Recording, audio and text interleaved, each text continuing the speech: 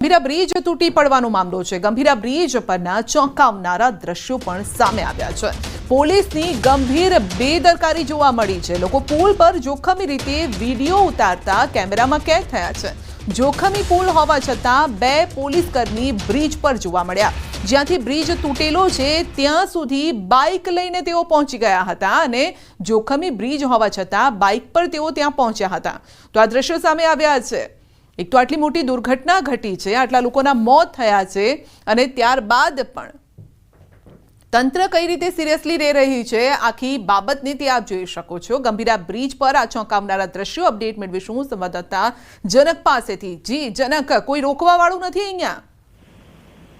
સંધ્યા, જ્યારથી આ ગંભીરા બ્રિજની ઘટના બની ત્યારથી બંને બાજુએ પેલી તરફ પાદરા અને આ બાજુ જે ગંભીરા, એ બંને વડોદરા ગ્રામ્ય પોલીસ અને આકલાવ પોલીસે ચોક્કસ આ પોલીસને ગોઠવી છે।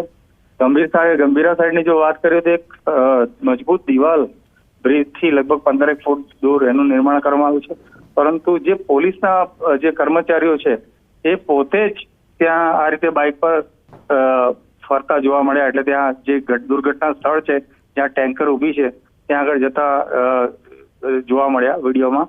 અને આ વિડીયો હાલ બંને તરફ, ખાસ કરીને ગંભીરા આંકડાઓમાં વાયરલ થયો છે। એટલે ચોક્કસ સવાલ એ છે કે કાયદો દરેકને લાગે, દરેકના જીવનું જોખમ એ ખૂબ મહત્વની બાબત છે। ત્યારે પોલીસ કર્મચારી આ રીતે જાતે જ બાઇક ઉપર જાય એ વ્યાજબી વાત નથી અને ચોક્કસ આ અંગે નક્કર પગલાં ત્યાંની સ્થાનિક પોલીસે એમના જે કોઈ પોલીસ સ્ટાફના મિત્રોને ત્યાં મૂક્યા છે સુરક્ષા માટે કે કોઈ વાહન ચાલકો જાય નહીં એનું ધ્યાન રાખવા। એટલે જે કોઈ અધિકારી હોય એમણે આ કર્મચારીઓને, પોલીસ કર્મચારીઓને ચોક્કસ સૂચના આપવી જોઈએ। જો આ રક્ષકો જ આ રીતે નિયમોનો ભંગ કરશે તો પછી પાલન કોણ કરશે? આપનો આભાર। વડોદરામાં ડમ્પરે અકસ્માત સર્જ્યો છે। શહેરના કોટા વિસ્તારની ઘટના છે। પોલીસ વાન સહિત અન્ય વાહનોને પણ અડફેટે લીધા। ડમ્પર બેકાબુ બની અકસ્માત સર્જતા અફરાતફરી મચી ગઈ। 2 થી 3 વાહનોને નુકસાન પણ પહોંચ્યું છે અને પોલીસે ચાલક સહિત 2 લોકોની અટકાયત પણ કરી છે। તો ડમ્પરે અકસ્માત સર્જ્યો હતો અને જ્યાં આપ જોઈ શકો છો 2 થી 3 લોકોને ફાઇન્ટ પકડીને લઈ જઈ રહ્યા છે, કારણ કે આમાં લોકોનો જીવ પણ જઈ શક્યો હોત, પરંતુ આ રીતે બેફામ ડમ્પરો જે ચાલી રહ્યા છે તેના પર રોક કોણ લગાવશે?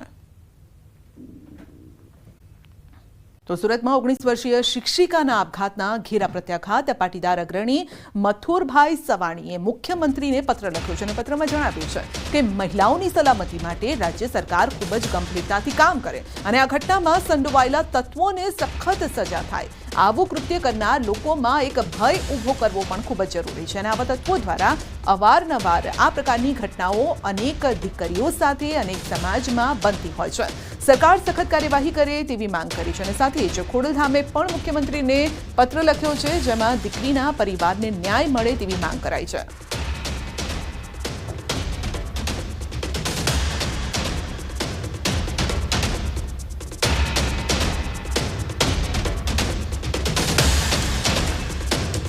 તો 19 વર્ષીય શિક્ષિકાના આપઘાતનો મામલો છે અને આ મામલે પરિવારને ન્યાય મળે તેવી માંગ કરવામાં આવી છે। અલગ અલગ સંસ્થાઓ દ્વારા આ પ્રકારની માંગ કરાઈ રહી છે।